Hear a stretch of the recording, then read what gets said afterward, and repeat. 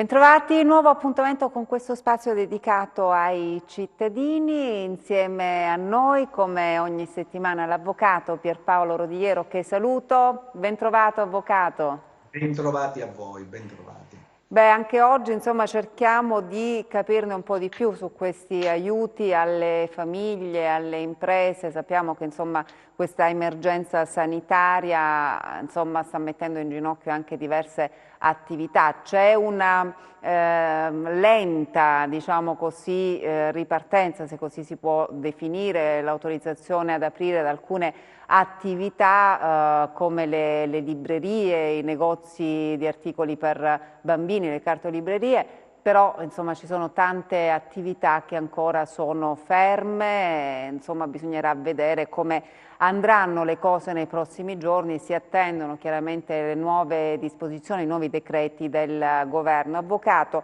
abbiamo già un po' di domande per lei, vado subito a vedere insomma quelle domande che ci sono arrivate su WhatsApp. Ci scrive questo nostro telespettatore da Soverato, ci dice che abita con i genitori e percepisce un assegno mensile di assistenza di invalidità di 286 euro. Ci chiede, può richiedere questo bonus da 600 euro per l'emergenza Covid?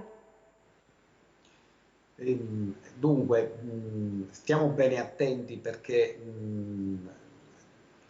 è vero che l'assegno di invalidità di 200 euro, diciamo, è molto basso, ma è l'ordinario assegno di invalidità, così come viene erogato. Bisogna vedere all'interno del nucleo familiare che situazione ha, perché questo intervento non funziona come il reddito di cittadinanza che si parametra sul il parametro della soglia di povertà di 780 euro e così l'assegno, il reddito di cittadinanza come la pensione di cittadinanza.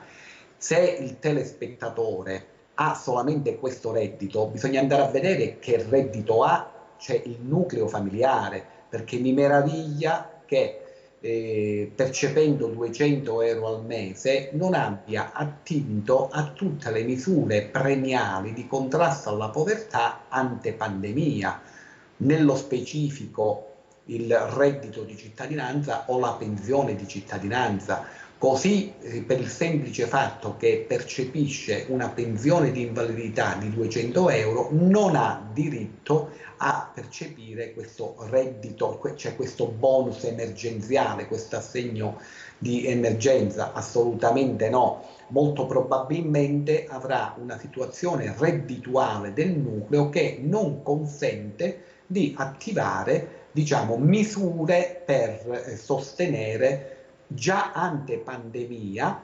un reddito così basso, per cui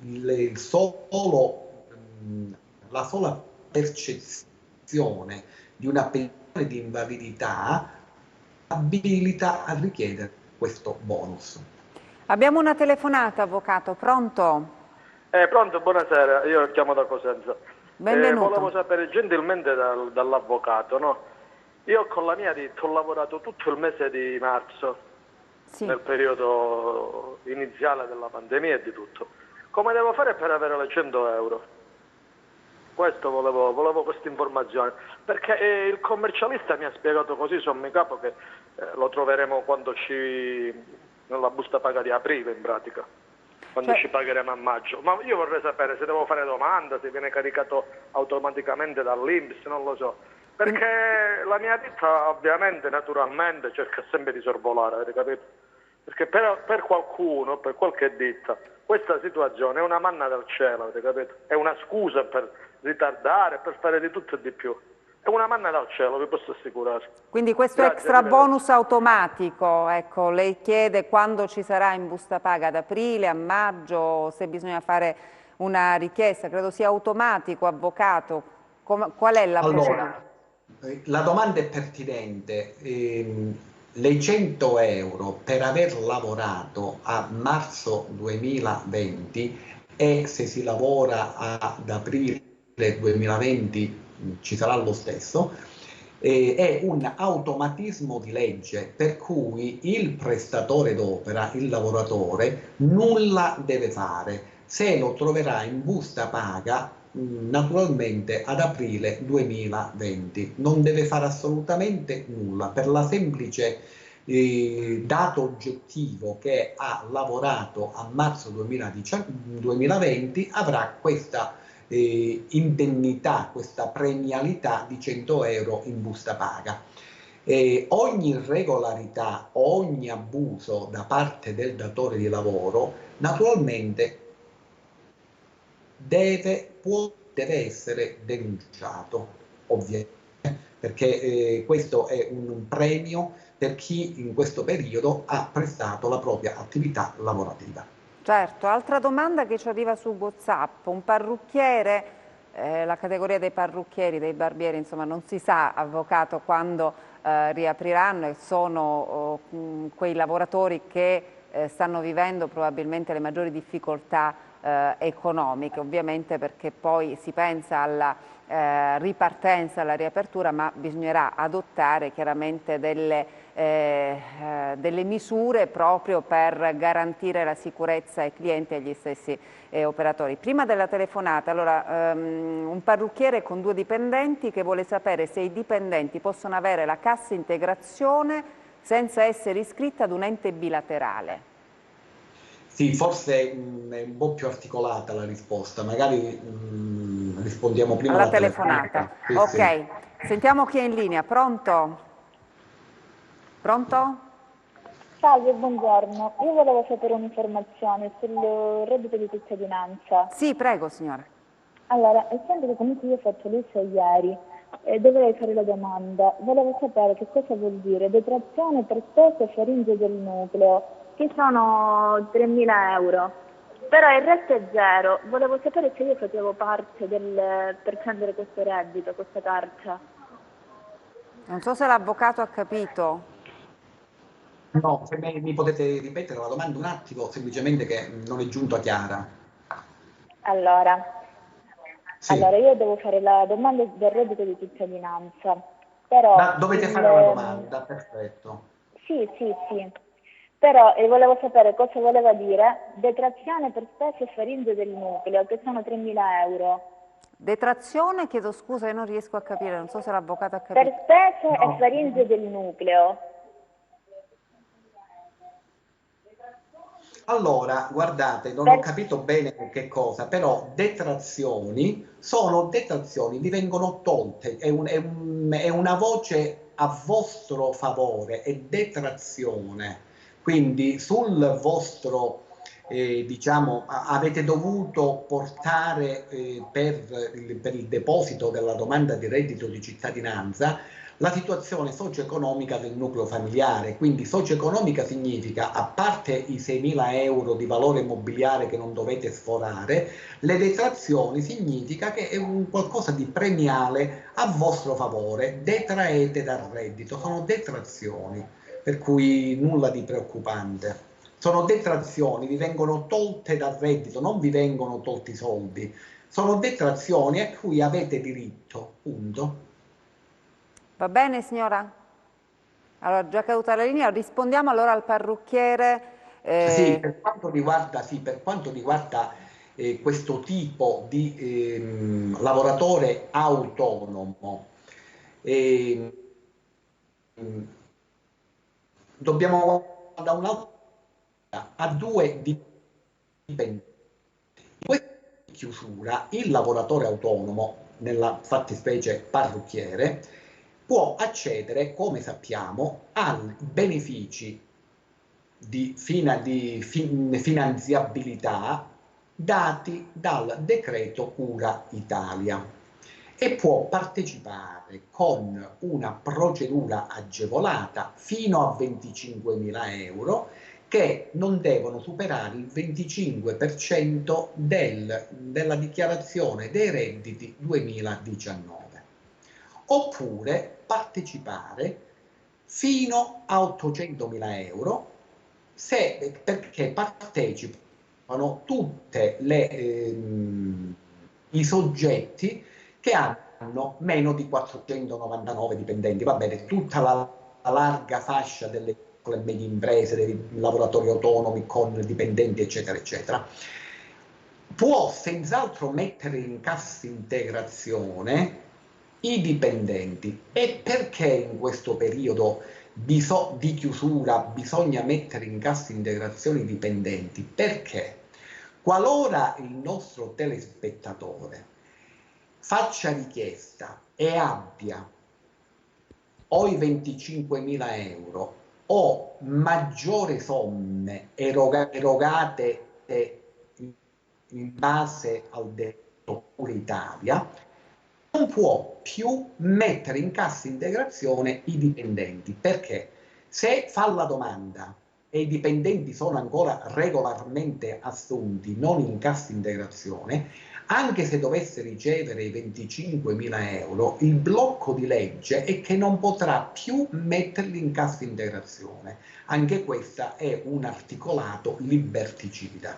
Per cui senz'altro può metterli, anche se sono su casse separate, in cassa integrazione, però valuti bene il momento in cui decide di metterli in cassa integrazione e naturalmente finalizzare la cassa integrazione a richiedere un finanziamento o altre misure premiali che ci sono in base al decreto Cura Italia.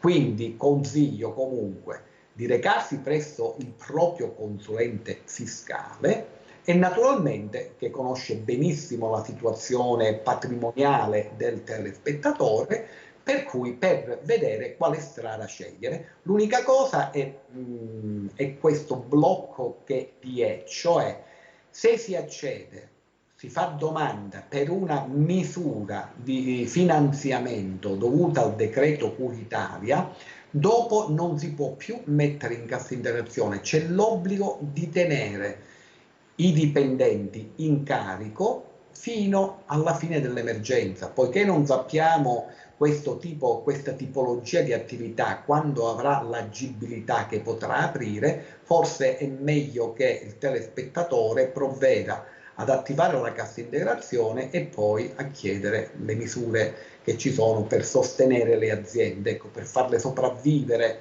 fino a quando cesserà, diciamo, la pandemia, ovvero si avrà una maggiore agibilità, si incomincerà ad aprire le attività con tutti gli accorgimenti del caso.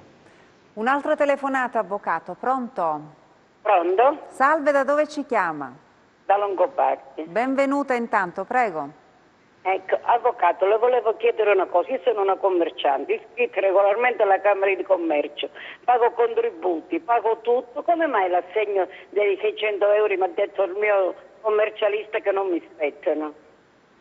E perché magari avete qualche parametro che non rientra. Io non conosco la vostra situazione fiscale e patrimoniale, per cui il vostro consulente vi deve indicare esattamente quale parametro avete sforato, perché voi siete un'autonoma e quindi praticamente non vi saprei dire adesso, perché non conosco naturalmente la vostra situazione fiscale. Vi voglio dire, voi telefonate da Longobardi, io mi riservo giovedì prossimo proprio per coloro che sono regolarmente iscritti alla Camera di Commercio, che vi sono proprio per questo motivo, escludendo il decreto Cura Italia, vi sono dei finanziamenti specifici solo per coloro che sono iscritti regolarmente alla Camera di Commercio, che non c'entra nulla con il decreto Cura Italia, e questi finanziamenti servono proprio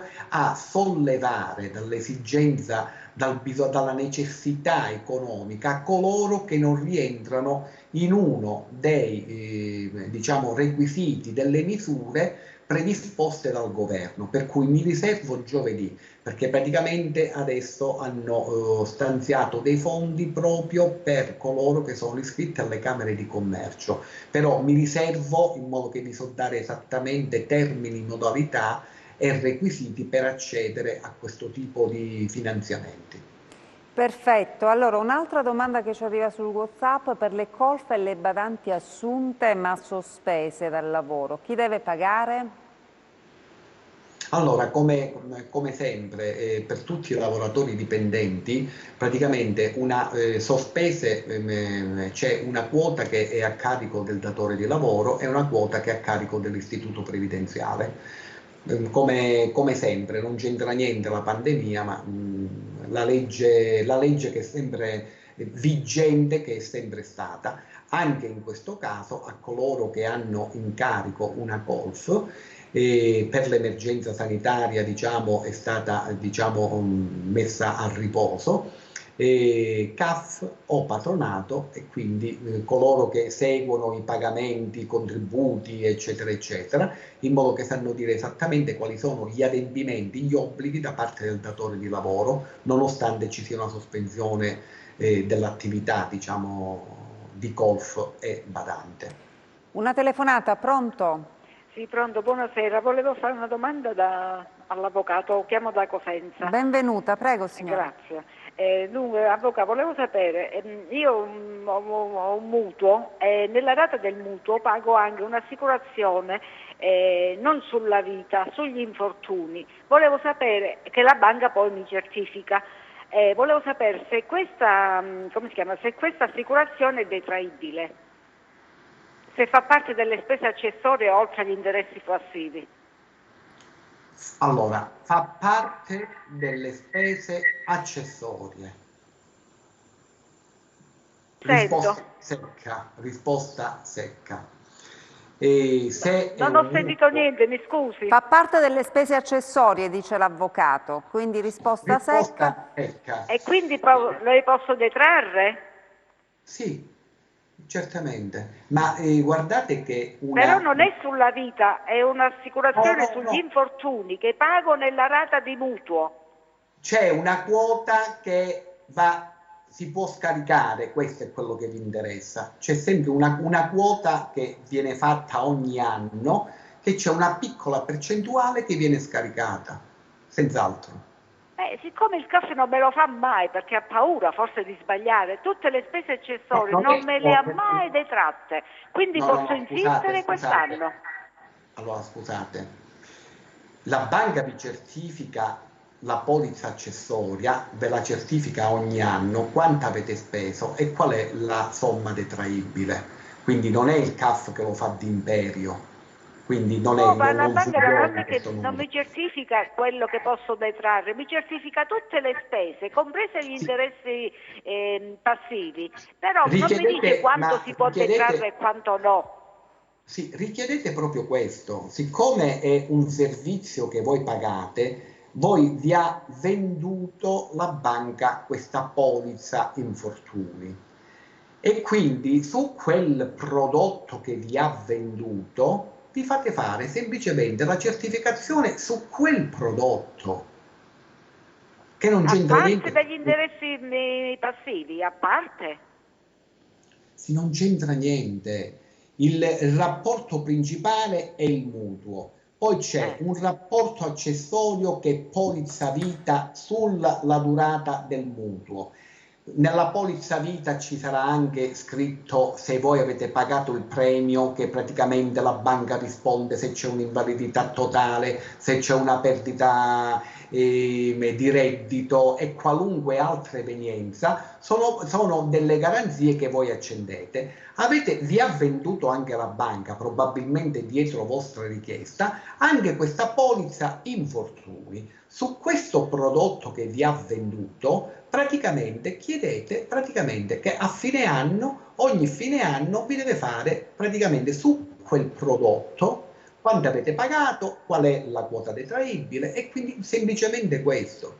Che gli interessi passivi sul mutuo, quella è un'altra cosa, quello è il rapporto principale. Voi dovete andare a chiedere il prodotto che vi ha venduto la banca, quel prodotto specifico, questa polizza infortuni, praticamente quello che avete pagato, le somme corrisposte, il premio sarebbe, e praticamente la quota detraibile su quel prodotto che vi ha venduto, in questo caso polizza infortuni. Quindi Bene, c'è un'altra domanda, grazie signora. era mutuo prima casa o meno, se ha chiesto la moratoria o meno, perché sappiamo benissimo che il fatto di questa emergenza sanitaria, se è mutuo prima casa, la signora saprà benissimo che può accedere alla moratoria fino a 18 mesi, però immagino che le banche si siano rese parte diligente a informarla. Sicuramente. Saluto la signora e c'è un'altra richiesta che ci arriva al nostro numero WhatsApp. Un socio lavoratore di una pizzeria con contratto di apprendistato, come tale riceverà la cassa integrazione. Però voleva sapere se come socio ha anche diritto al bonus da 600 euro. Sì, per i soci delle società, sì, di persone, sì, può fare richiesta di bonus. Quindi anche se è in cassa integrazione, quindi viene messo in cassa Sì, integrazione perché come poi lavoratore? esatto, sì, lo può fare, sì.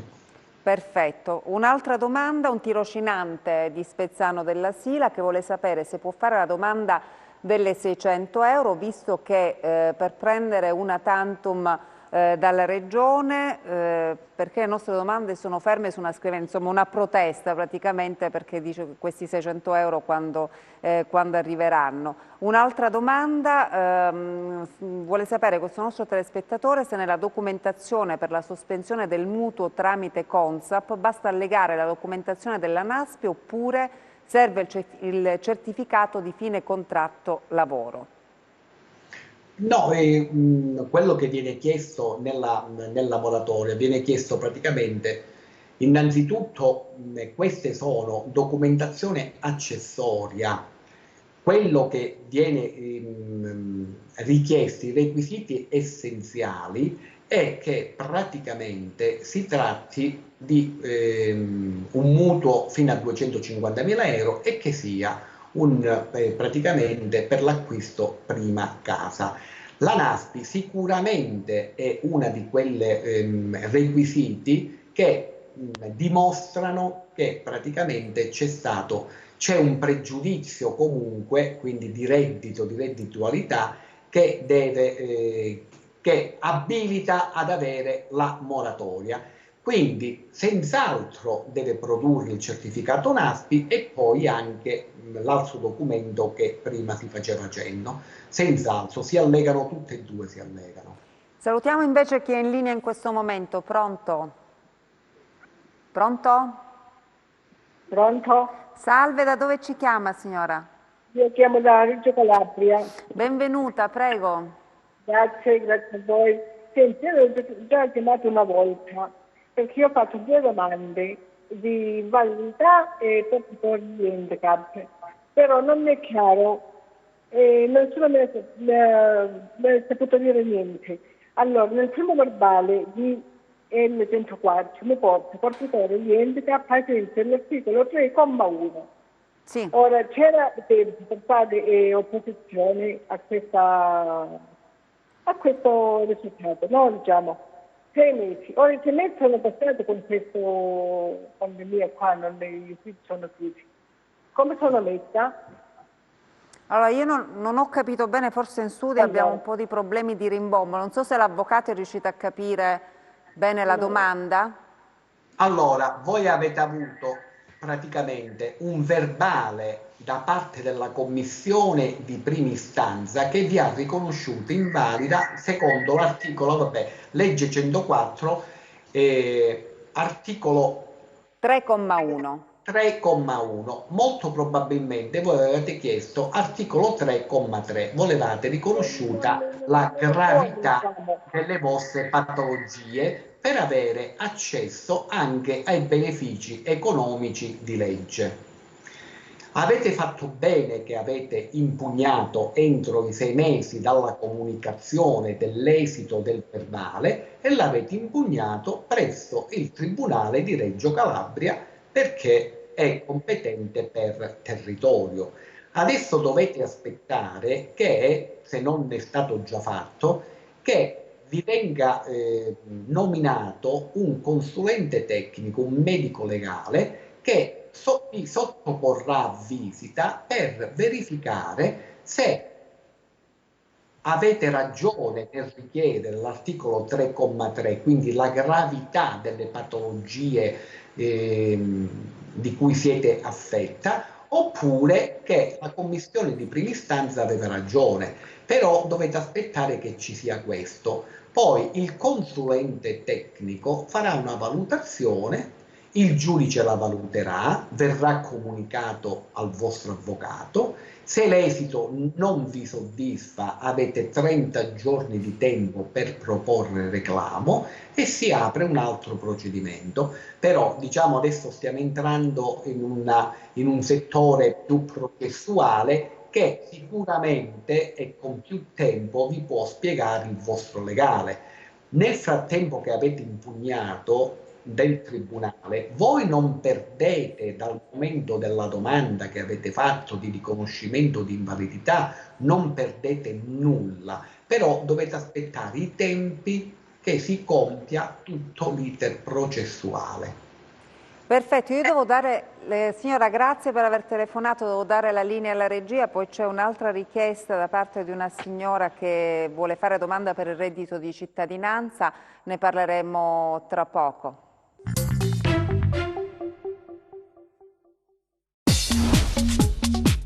Cerca Teleeuropa sul tuo Play Store o Apple Store e scarica la nostra app. Eccoci di nuovo in studio, allora c'è questa domanda che ci arriva sul nostro numero WhatsApp, una nostra telespettatrice che ci chiede, deve fare la domanda del reddito di cittadinanza, una detrazione di 3.000 euro, del resto a tutto zero. Tra l'altro c'è anche un affitto da pagare, vuole sapere se rientra per prendere appunto questo reddito di cittadinanza, quindi detrazione 3.000 euro, del resto tutto zero. Rientra e naturalmente rientra senz'altro e nella documentazione da presentare deve allegare anche il contratto di locazione, il contratto di affitto regolarmente registrato, perché avrà anche un ulteriore diciamo indennizzo praticamente mensile che sarà dedicato esclusivamente al pagamento, a contribuire al pagamento del canone di locazione, per cui può senz'altro depositarla allegando la documentazione. Siccome paga il fitto, può naturalmente verrà integrato mensilmente il reddito di cittadinanza di una quota pari per diciamo, contribuire al pagamento del canone di locazione, parimenti se ha in corso un mutuo per l'acquisto della prima casa. In un caso e nell'altro c'è una somma maggiore, un'indennità maggiore per contribuire al pagamento o del fitto o del canone della rata di mutuo che si paga. Salutiamo chi è in linea in questo momento. Pronto? Pronto? Buon pomeriggio, volevo fare una domanda all'avvocato. Prego, da dove ci chiama? Da Cosenza. Benvenuto, prego. Avvocato, mi scusi, siamo una SNC, un socio non lavoratore perché è sottodipendente e il nostro commercialista non ci ha fatto fare la domanda dei 600 euro del bonus perché non siamo iscritti all'INPS. Perché siamo in attività. Abbiamo l'attività avete, però non abbiamo l'iscrizione all'INPS. Né avete iscrizione a nessun'altra cassa, nessuna gestione separata? No.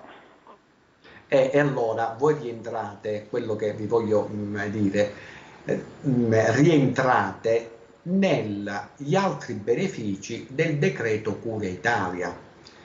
Quindi non pensate tanto ad avere questo bonus di 600 euro, quanto piuttosto a cercare, secondo il bilancio che voi avete avuto nel 2019, a verificare la possibilità di rientrare praticamente nel diciamo questo fondo, questo Decreto Italia, di partecipare fino a 25.000 euro, quello esiste.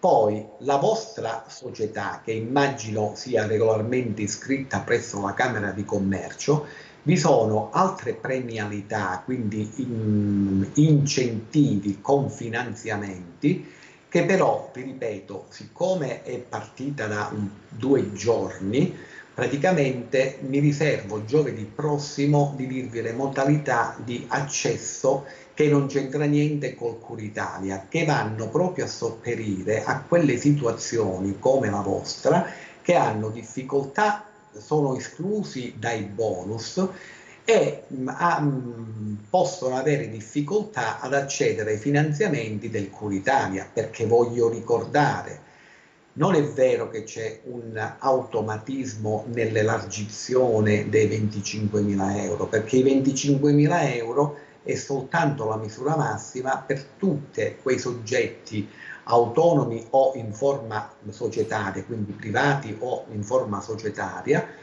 che hanno un fatturato 2019 pari a 100.000 euro. Se ne hanno di meno, naturalmente la percentuale del 25% del fatturato naturalmente decresce. E poi la cosa importante è che praticamente anche per accedere a tutte queste misure del decreto Cura Italia non bisogna comunque rientrare nei parametri bancari, perché è vero che la misura fino a 25.000 euro è più agevolata, però se il soggetto che richiede, lo abbiamo ricordato più volte, e ha qualche sofferenza, praticamente non riceverà mai nulla. Per cui se già prima della pandemia aveva una ratio in ritardo, aveva qualche appostazione a sofferenza, naturalmente non prenderà nemmeno un euro, quindi questo sia chiaro. E ricorre in questa, diciamo, tagliola del vaglio delle banche anche tutti coloro che hanno impugnato i rapporti bancari, per cui anche uno che regolarmente è in bonus, che sta pagando un finanziamento o un mutuo, ma si accorge che hanno applicato interessi non dovuti, spese non dovute o qualunque altro, diciamo, competenza che appare in distonia con il contratto di finanziamento e ha portato questa controversia davanti a un giudice, anche quello perde quel rating bancario di concedibilità del finanziamento, per cui la strada anche per accedere alla misura più piccola è irta veramente di ostacoli, per cui per ritornare all'esigenza del telespettatore, poiché c'è questo blocco della non iscrizione a cassa separata quanto riguarda la e diciamo se vi è difficoltà ad accedere a queste misure del decreto Italia, vi riservo è sicuramente regolarmente iscritta presso la Camera di Commercio a darvi tutti i dettagli per accedere a forme di finanziamento che non c'entra assolutamente col decreto Cura Italia, che è fatta apposta per tutte quelle diciamo soggetti iscritti presso le Camere di Commercio che hanno difficoltà ad accedere all'uno o all'altro finanziamento, a indennità o a finanziamento. E forse rientra anche questa nostra telespettatrice che ci scrive da Cosenza, una ditta individuale con regime forfettario senza dipendenti, proprietaria del negozio. Ci chiede, ho possibilità di accedere a qualche fondo perduto? Forse potrebbe rientrare, avvocato. Allora, vi posso anticipare che fondo perduto, questa nuova misura che invece è stata licenziata da poco, che non c'entra con il decreto Cura Italia, è a fondo perduto gli interessi sul finanziamento, per cui non si pagano interessi sul finanziamento. A fondo perduto non c'è assolutamente nulla. Nulla, quindi insomma. Non c'è assolutamente nulla. Salutiamo chi è in linea in questo momento. Pronto? Sì, pronto, buongiorno. Salve, da dove ci chiama? Chiamo da Siderno, provincia di Reggio Calabria. Benvenuto, prego. Niente, io volevo sapere, allora, se avevo diritto alle 600 euro, cioè mia moglie praticamente, che lei lavorava praticamente come bracciante agricola, Sì. però io percepisco, io ho un reddito di cittadinanza di 380 euro, sono pensionato invalido civile con 3 minori. Quindi volevo sapere se avevo diritto, se mia moglie aveva diritto come bracciante agricola che è disoccupata di questi 600 euro. Però percepite il reddito di cittadinanza, mi pare di aver capito. Sì, 380 euro e pago un affitto registrato di 300 euro al mese. L'avvocato. Allora, è un po' complicata perché andrebbe, diciamo, vista da un consulente con la documentazione, perché il blocco di legge per il nucleare che già percepisce il reddito di cittadinanza e quindi c'è un blocco di legge ad avere queste misure, diciamo, decreto puritaria. Quindi il bonus lo dovreste percepire. Vero è che il decreto Cura Italia prescrive per i braccianti agricoli che abbiano naturalmente un reddito non superiore a 50.000 euro addirittura, la possibilità di accedere al bonus di 600 euro. Allora, vostra moglie è perfettamente nelle condizioni di poter richiedere il bonus perché rientra come qualifiche bracciante agricolo e quindi per questo motivo rientra. Il problema è che si scontra con il essere il nucleo familiare percettore di reddito di cittadinanza. Molto probabilmente per darvi 380 euro mensili in presenza di un canone di locazione da pagare, molto probabilmente il certificato ISEE vostro non è sicuramente al minimo, perché altrimenti non ci sarebbe questo, questo reddito di cittadinanza così basso. Per cui, poiché come abbiamo detto più volte, anche il reddito di cittadinanza, quando mutano le situazioni, che molto probabilmente ve lo hanno concesso in costanza, vostra moglie era già bracciante agricolo e quindi percepiva delle somme, se adesso è cessato per questi motivi, diciamo, questa attività, può richiedere una variazione praticamente sul reddito di cittadinanza, per cui che cosa dovete fare?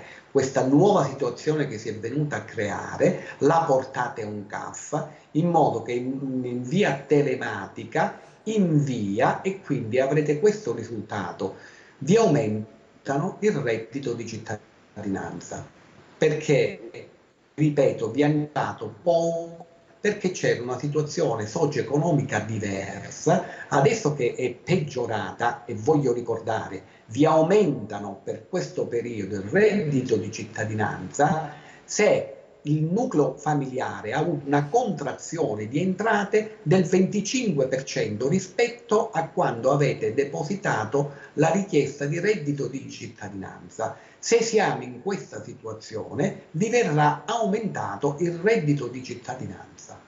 Perfetto, c'è un'altra richiesta da Cosenza che voleva chiederle, avvocato, questo nostro telespettatore ha un finanziamento personale bancario, ci chiede: è possibile sospenderlo? Allora, il finanziamento bancario ovviamente no, quindi viene sospeso solamente il mutuo per acquisto prima casa fino ad euro 250.000. Non vi è sospensione, non vi è nessuna norma di sospensione del finanziamento. Anche qui, se voi andatevi a leggere se è un finanziamento che è supportato da una polizza accessoria che prevede la diminuzione del reddito, dovete andarla a leggere, lì potete accendere quindi la polizza che copre la banca e quindi vi concede una dilazione o una sospensione. Se non c'è, dovete semplicemente andare presso la banca dove avete acceso questo finanziamento e chiedere di allungare questo finanziamento. Non ci sono delle norme a tutela di chi ha contratto un finanziamento che non sia mutuo acquisto prima casa, per cui lì poi ecco, sfugge dalle norme anche emergenziali che ci sono oggi, quindi non c'è possibilità se non andare a chiedere alla banca di allungarvi il finanziamento per intervenute difficoltà economiche, però non c'è una norma di legge che vi abilita a chiedere una moratoria del finanziamento. La moratoria sia solamente mutuo acquisto prima casa fino ad euro 250.000 e fino a 18 mesi. Salutiamo chi è in linea, pronto? Buonasera, Salve. io volevo fare una domanda all'avvocato. Prego signora, da dove ci chiama? Da Catanzaro. Benvenuta. Innanzitutto volevo fare i complimenti a lei che ha un viso espressivo così dolce e vicino a noi telespettatori che chiamiamo. Grazie signora, un abbraccio a tutti voi che ci seguite sempre, ogni settimana. Sì, grazie, poi ricambiamo. Prego. Comunque volevo chiedere all'avvocato, il mio marito percepisce una pensione di 870 euro come artigiano e ha 72 anni. Abbiamo qualche vantaggio su luce, gas, qualche agevolazione, diciamo? No, siete fuori parametro. Siete Siamo fuori fuori parametro. Fa reddito proprio la pensione che percepisce vostro marito. Infatti, quando voi avrete maturato l'età per accedere alla pensione di anzianità, se non avete una storia contributiva, lì non vi verrà corrisposta perché avrete sforato il reddito. Nemmeno io con la pensione di casalinga, nemmeno io. Perciò vi sto dicendo che da quello che prende mensilmente vostro marito siete sono fuori, inclusa dai bonus che ci sono, luce elettrica, gas, eccetera, eccetera, ma quando voi avrete l'età pensionabile per pensione di vecchia, diciamo, la pensione sociale, avrete un reddito che, così stando le cose oggi, cioè, sforate il reddito per avere, perché fa cumulo alla pensione di vostro marito. Bene, grazie signora. Allora abbiamo ancora altre domande, richieste di aiuto che ci arrivano su WhatsApp. Un artigiano in pensione da poco con la minima 500 euro, però continua l'attività con partita IVA. Vorrebbe sapere se rientra in questo bonus, se può fare domanda per ottenere il bonus. Allora, se è iscritta a una gestione separata può fare la domanda.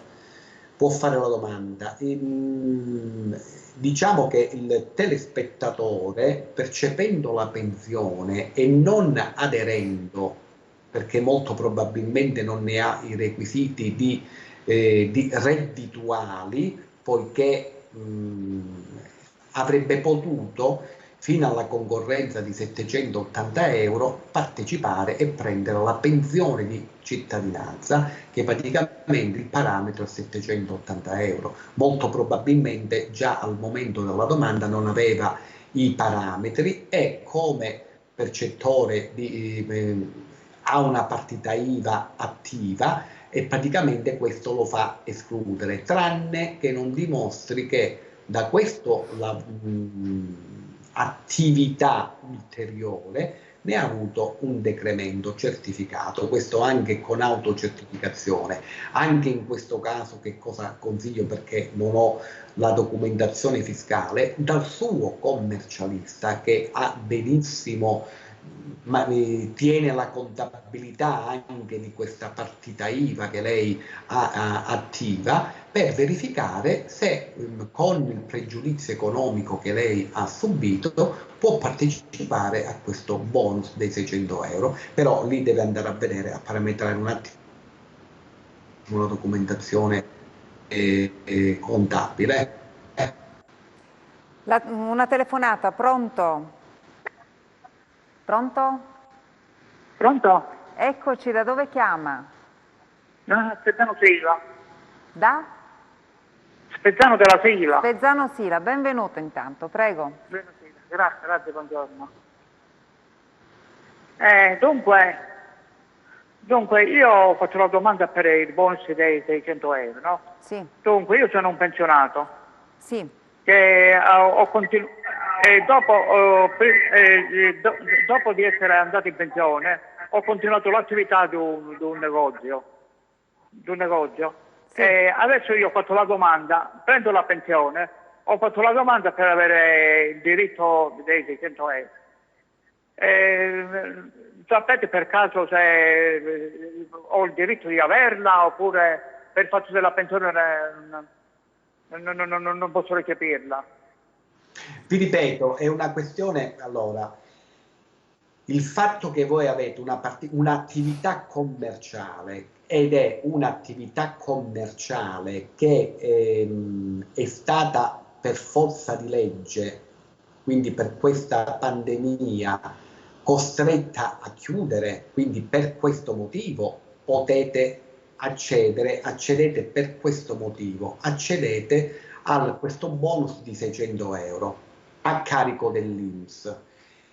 Vi ripeto, i tempi di erogazione diciamo che da ieri sono in pagamento, per cui diciamo le domande che vengono accolte, tranne che ci siano degli errori formali nella domanda che si è fatta, nel giro di un paio di giorni dovreste avere questo bonus, perché si tratta di negozi, in poche parole, un'attività commerciale che in forza di decreto legge è stato chiuso, per cui in questo caso qui avete fatto bene a fare la domanda.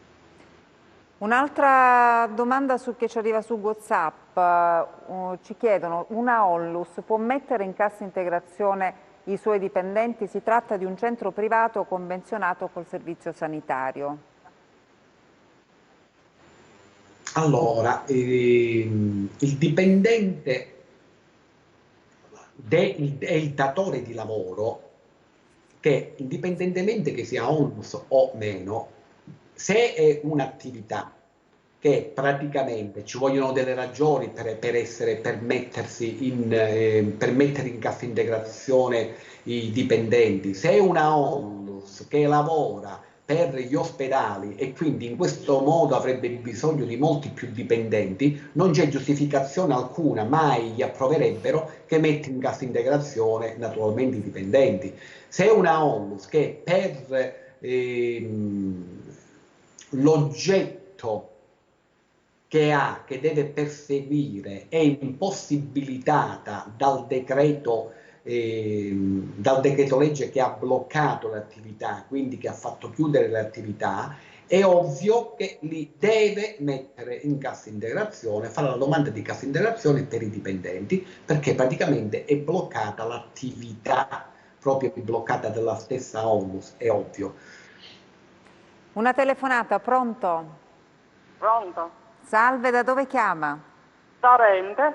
Benvenuta, prego signora. Grazie, vorrei fare una domanda all'avvocato. La sta ascoltando. Siccome prendo la pensione e reversibilità dei 636 euro, si poteva accedere a questo mutuo, a questi 600 euro? Ah, lei come pensionata, quindi voleva accedere a questo? Sì, prendo la pensione e reversibilità di mio marito. Ho capito. Allora, avvocato. No, non rientra, signora, ma purtroppo per il semplice motivo che il fatto che hanno chiuso le attività non le ha comportato una diminuzione di reddito, semplicemente per questo. Per cui non le spetta, perché lei percepisce la pensione di reversibilità, non è soggetta a nessun mutamento. Quello che prendeva a gennaio 2020 lo ha continuato a prendere ad aprile, quindi diciamo che non è come se voi foste una dipendente pubblica o una dipendente privata che non è in cassa integrazione, per cui diciamo siete tutelata dalla legge, nel senso che percepite la pensione di reversibilità, per cui ovviamente non ci sono premialità. Allora, un'altra domanda, una delucidazione sulla cassa integrazione, anzi no, salutiamo prima chi è in linea. Pronto? Pronto, buonasera. Salve, da dove ci chiama? Dalla provincia di Cosenza, Cigliano. Benvenuta, prego, prego. Grazie. Senta, volevo fare una domanda all'avvocata. Sì. All'avvocato. Mio marito è stato che prende il reddito di cittadinanza. C'ha 60 anni, si può tramutare come diciamo pensione di cittadinanza? Certo. Sembra che prende pure poco come reddito. Quindi prende il reddito di cittadinanza, quindi ha fatto Sì. la domanda, è stata accolta, prende questo reddito di cittadinanza, lei vorrebbe trasformarla in pensione di cittadinanza? Sì. 60 anni, forse è giovane, vero avvocato? Guardate, non è che decide il soggetto che cosa fare.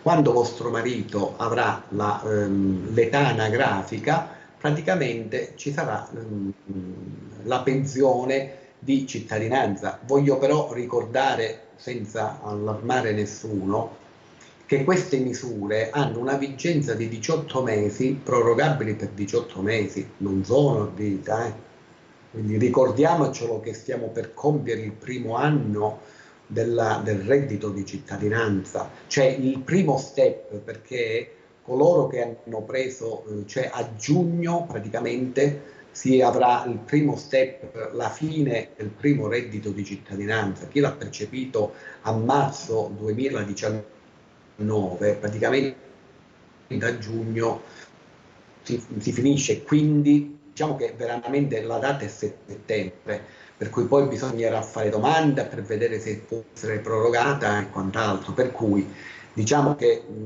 questa misura, il primo step sta andando ad esaurimento. E per quanto riguarda, non si può trasformare, ci vogliono dei requisiti. Quando vostro marito avrà il requisito anagrafico, che a oggi è 67 anni, praticamente non è che la trasforma, farà domanda di pensione di cittadinanza, se è ancora esistente la misura. Allora, un'altra telefonata, pronto? Sì, pronto, buonasera signora. Salve, da dove ci chiama? Chiamo da Montalto. Benvenuta, prego. Grazie. Allora, posso esponere il problema al signore lì? Certo. Volevo sapere, il mio marito percepisce una pensione di 800 euro contributiva. Sì.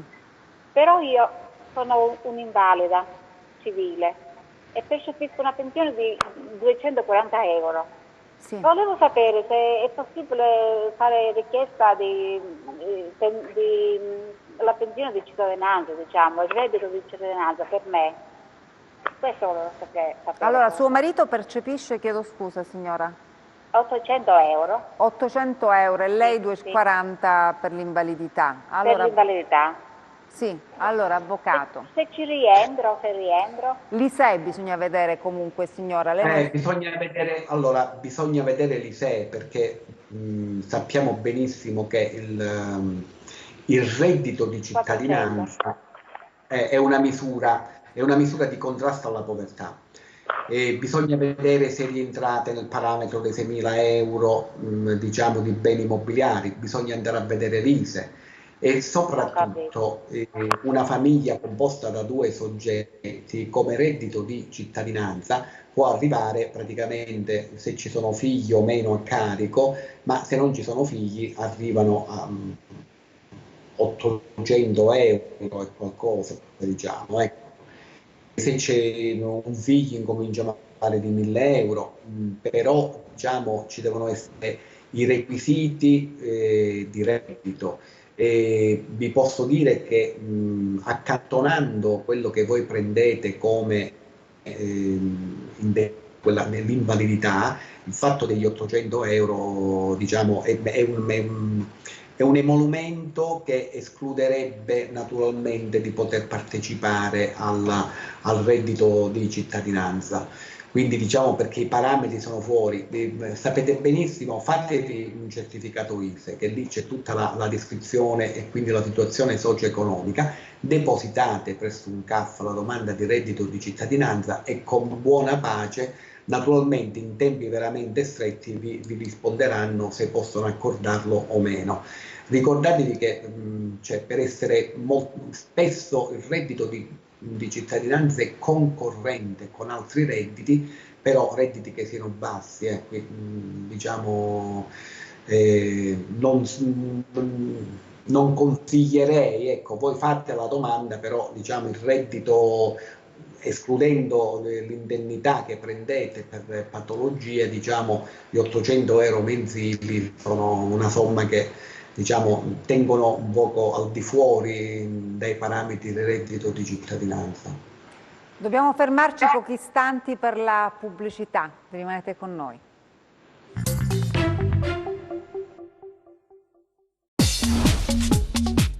Cerca Teleeuropa sul tuo Play Store o Apple Store e scarica la nostra app.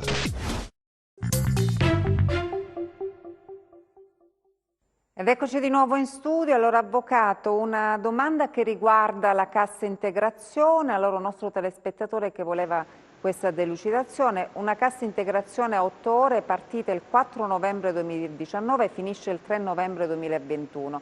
Però dice ancora non ho percepito un euro, l'INPS non risponde. Come devo risolvere il problema?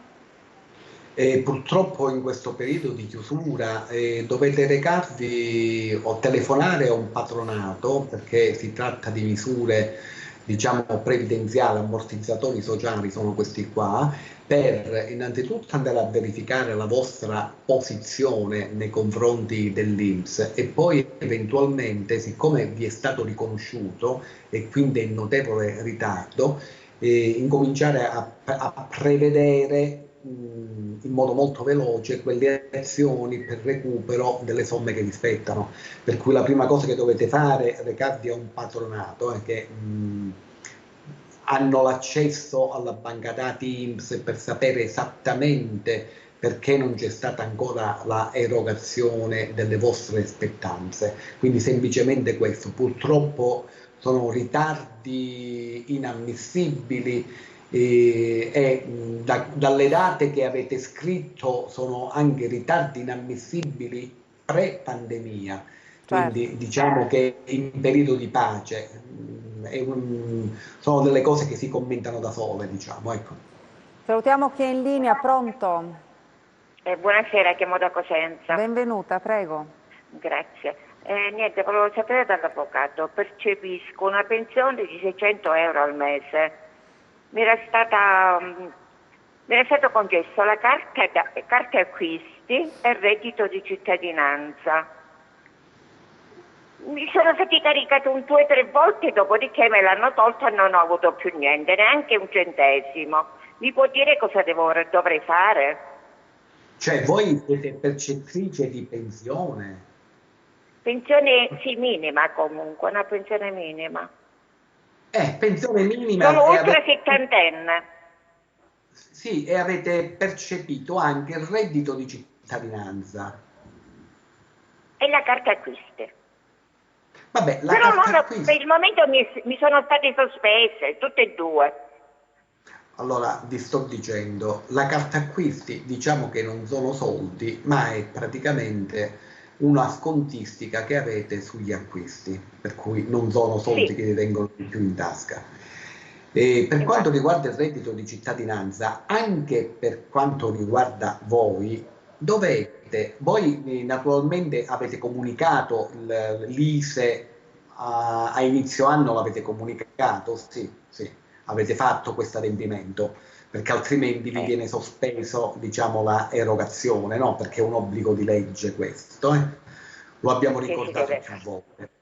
Premettendo che voi avete adempiuto a questo obbligo, cioè che avete trasmesso l'ISEE 2020, e se vi hanno bloccato la carta reddito di cittadinanza, anche per voi, telefonate ad un CAF o naturalmente ve lo sto dicendo perché online riescono meglio, o ad un patronato, mandate la carta, se lo avete fatto tramite CAF o patronato, vi conoscono già e quindi risalgono alla vostra pratica, altrimenti mandate tramite fotografie, un WhatsApp, quello che volete, la vostra carta reddito di cittadinanza in modo che risalgono esattamente subito alla vostra posizione e vanno a vedere, poiché entrano nella banca dati dell'INPS, dov'è l'intoppo, cioè che cosa c'è di irregolare, perché vi hanno, diciamo, sospeso il pagamento, non revocato la misura, sospeso il pagamento. Quindi bisogna vedere che tipo di vizio c'è. Naturalmente potrebbe essere qualunque cosa, qualunque cosa. Per cui se avete presentato l'ISEE 2020 e non ci sono problemi, quindi diciamo escludiamo quello. Se non avete ricevuto somme ulteriori, se al momento della richiesta di reddito di cittadinanza non avete omesso per dimenticanza naturalmente qualche notizia riferita ai vostri redditi o alla composizione economico-sociale del vostro nucleo familiare, lì ecco, non ci dovrebbero essere problemi, però vi ripeto, dovete con la vostra posizione, un patronato entra nella vostra posizione, diciamo reddito di cittadinanza, potreste farlo anche voi al computer, aprirvi il cassetto previdenziale presso l'INPS e praticamente ve lo controllate da sola, ma per velocizzare il tutto, se non siete molto pratica con la tecnologia, praticamente patronato e praticamente vi saprà dire qual è il problema, vi dirà che cosa è successo, in modo che lì si può intervenire, perché ci può essere dall'abuso che ha fatto l'INPS o diciamo a un documento che non ha letto, qualunque cosa può essere. Salutiamo chi è in linea, pronto? Pronto, buonasera. Salve, da dove chiama? Da Cosenza, sono Pietro. Benvenuto, benvenuto. Prego. Volevo sapere un'informazione. Sì. Io sono un pensionato, sì. Prendo 830 euro lorde. Come mai che me ne mandano 600 e mi tassano per 800? Allora, prende 830 euro lorde, prende 600 nette, però le tasse sono 620. 620 netti, però le tasse arrivano sul lorde. 620 è il ratio che è stato dato adesso, ma voi prendete una pensione di 830 euro. Esatto. Quello che bisogna anche, perfetto, per cui nell'estratto conto, se non lo avete lo potete richiedere, c'è scritto esattamente il motivo. Può darsi che nei periodi precedenti, in modo legittimo o illegittimo, avete percepito di più di quanto vi spettava e quindi l'INPS sta andando a recupero. Può darsi che vi è una iscrizione pregiudizievole sulla vostra pensione, un finanziamento, un debito, una aggressione del quinto della pensione. Ci sono tante ipotesi per cui voi vi trovate di meno di quello che per legge vi spetterebbe. Se avete difficoltà con il numerino di pensione, vi invito al CAF del luogo dove voi risiedete o a qualunque CAF, col numero di pensione praticamente loro entrano nella banca dati INPS e vi danno semplicemente l'estratto conto. L'estratto conto della mensilità, per esempio di marzo 2020, c'è scritto esattamente quali sono le trattenute e lì andrete a leggere che si tratterà o di un recupero somme o di una trattenuta per qualche debito o qualche finanziamento. Per cui questo è. Abbiamo un'altra telefonata, poi abbiamo un po' di domande che ci sono arrivate su WhatsApp. Pronto?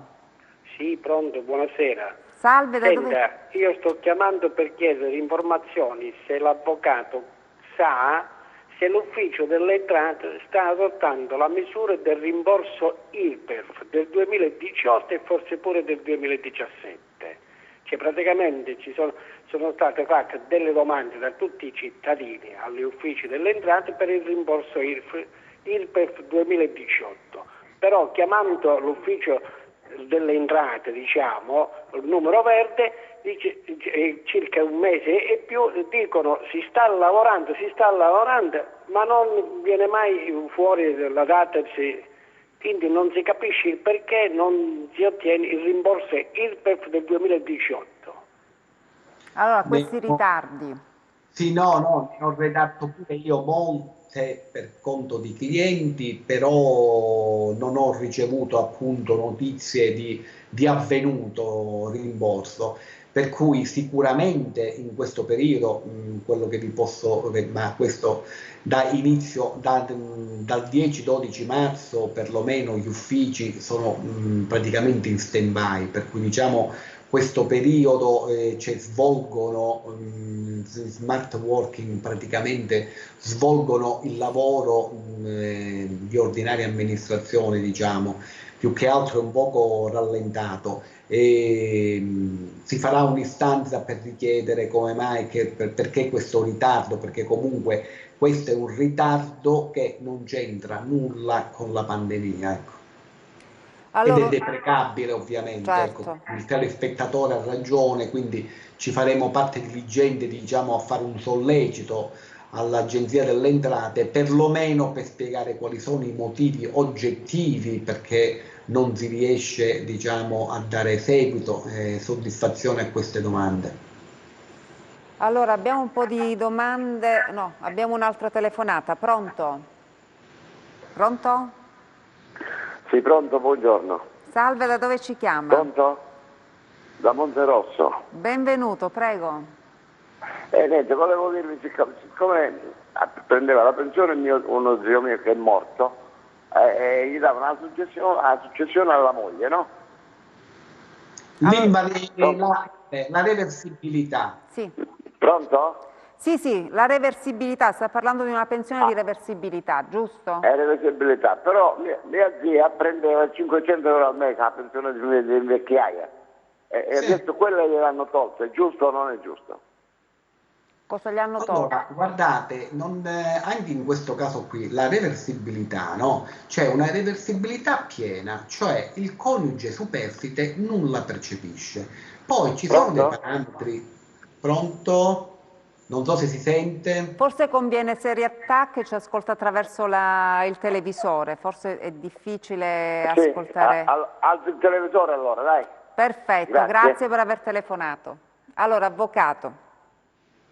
Sì, per quanto riguarda la reversibilità spetta in misura integrale, naturalmente con le decurtazioni di legge, al coniuge superstite che non percepisce reddito. In presenza o in copresenza di redditi, naturalmente ci sono parametri di legge che vanno rispettati, per cui è ovvio che in presenza di una pensione di vecchiaia, quindi non contributiva, gliela tolgono e si prende quella di reversibilità, perché c'è anche differenza fra pensione contributiva, seppure molto piccola, del coniuge superstite, da pensione di vecchiaia, che non è contributiva, quindi è meramente assistenziale. Per cui non vedo la meraviglia, e anche in questo caso, quando praticamente si ha qualche dubbio e si vuole qualche documento naturalmente cartaceo, con la posizione della signora che è percettrice di questa pensione di reversibilità presso un patronato, in modo che ha le carte e lì c'è scritto il perché hanno revocato.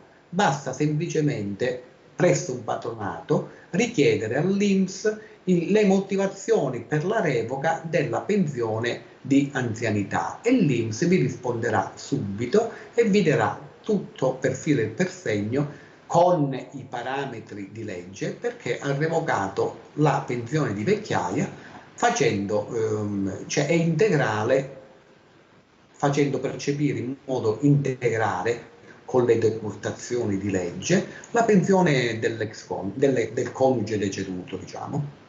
Quindi Allora, nessuna regolarità, ecco. allora abbiamo un'altra telefonata, pronto? Pronto? Salve, da dove ci chiama? Chiamo da Polizia, nella provincia di Reggio Calabria. Benvenuto, prego. Volevo chiedere all'avvocato, il 28 di questo mese scade l'assicurazione dell'auto. Sì, è volevo prorogata, sapere se... è prorogata. Di quanto, avvocato? Dunque, adesso è prorogata fino, se non vado errato, fino a fine aprile, salvo proroga, quindi salvo proroga. No, la mia scade il 28 di aprile. Il 28 di aprile, salvo proroghe, perciò quello che vi voglio dire, adesso per tutti quanti, cioè vige ancora il blocco di tutto, per cui voi informatevi presso la vostra assicurazione, adesso i termini sono bloccati, dovrebbe ripartire perché la prima scadenza è il 4 maggio, per cui se non si riparte il 4 maggio, per cui fino a quella data diciamo è tutto quanto bloccato, quindi ci saranno delle proroghe, salvo diciamo che non venga prorogato ancora, che c'è praticamente tutto quanto chiuso ancora, praticamente man mano vengono prorogate, per cui in questo frattempo naturalmente permane la copertura anche se i pagamenti vengono spostati, per cui non vi preoccupate. Voi naturalmente chiamate alla vostra assicurazione, nel senso che praticamente vi sarà già arrivato l'avviso di pagamento, perché gli avvisi di pagamento arrivano con le scadenze normali, ma chiamando la vostra assicurazione vi dirà anche la tempistica e di quanto loro intendono diciamo prorogare, anche dopo che verrà diciamo tolto il blocco totale diciamo che della cittadinanza. Questa cosa per il bollo auto, che è tutto quanto prorogata quando finisce l'emergenza, emergenza che è intesa come blocco di mobilità dei cittadini, ecco, questo significa, non di fine di pandemia. Avvocato, ma un'altra, sempre su questo discorso, se viene prorogata, diciamo, poi la scadenza, diciamo, dovrebbe scadere il 28 di aprile, verrebbe prorogato un mese, ipotetico, il 28 maggio. Domanda la scadenza sarebbe... Sì, domanda pertinente. A voi non la sento bene. Allora, la domanda è pertinente in quanto, così chiariamo, le scadenze contrattuali sono sempre uguali. In questo caso vi viene spostato per questa scadenza il pagamento. Non è che se voi pagate fra un mese e mezzo, poi dovete pagare, vi viene spostato tutto di un mese e mezzo. No. Praticamente, siccome c'è impossibilità di movimento, praticamente vi viene spostato per questa scadenza il pagamento.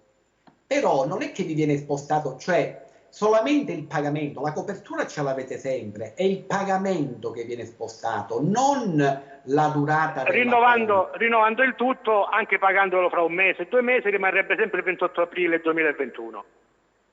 Questo è il concetto. Ma per il resto è tutto chiuso, avvocato, tasse e via dicendo. Sì, tutto quanto sospeso, tutto sospeso. Ok.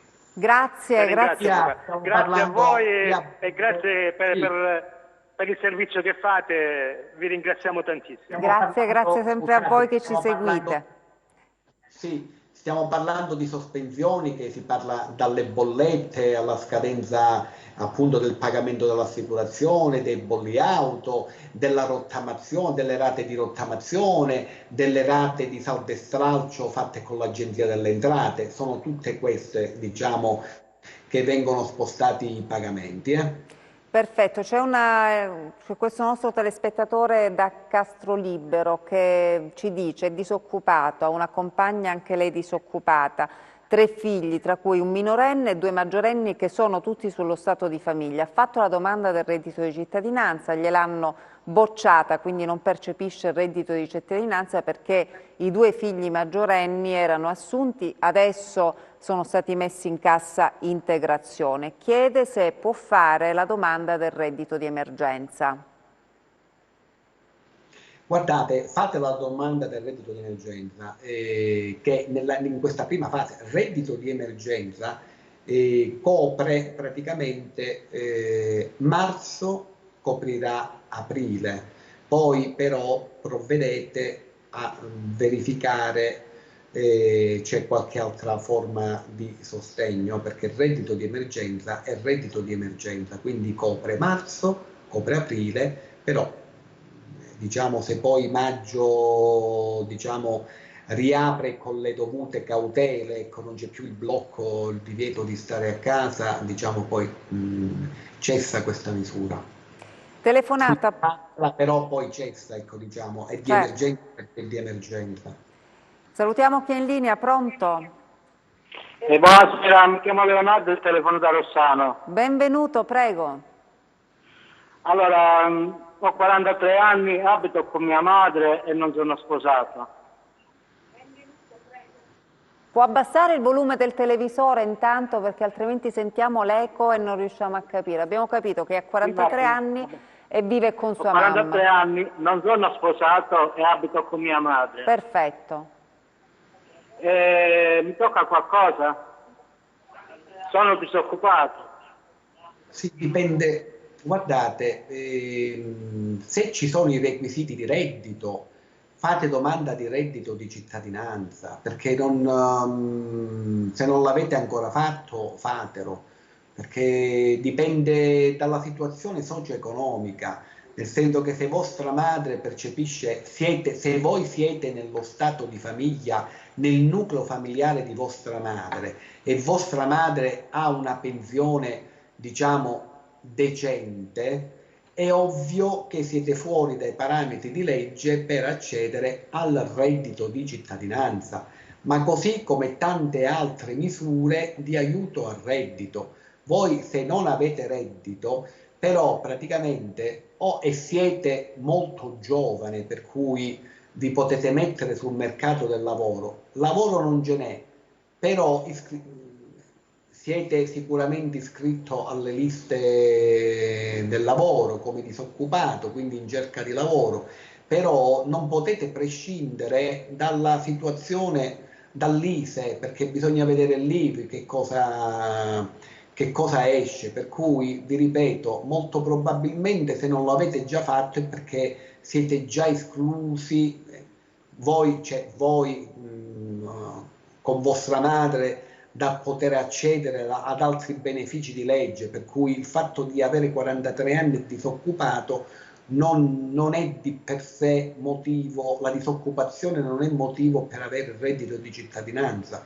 Bisogna avere una situazione socio-economica dentro alcuni parametri di legge. Quindi se diciamo vi sono dei dubbi, potete presentare, anzi richiedere tutta la documentazione presso un CAF, la portate, vi inoltre la domanda di reddito di cittadinanza, ma ritengo che con il certificato ISEE molto probabilmente vi sapranno dire se accedete o meno. Per la situazione 43enne disoccupato non c'è alcun ammortizzatore sociale, semplicemente per questo. Molto probabilmente vostra madre ha un rateo di pensione che praticamente esclude la possibilità di avere dei benefici di legge, ecco, quindi sicuramente si tratta di questo. Avvocato, ci dobbiamo fermare, grazie come sempre per i preziosi consigli. Grazie a voi veramente. Abbiamo ancora tantissime persone che aspettano di intervenire in diretta, tantissimi messaggi su WhatsApp, ma il tempo a nostra disposizione è terminato, allora ci vediamo come sempre la prossima settimana. Arrivederci.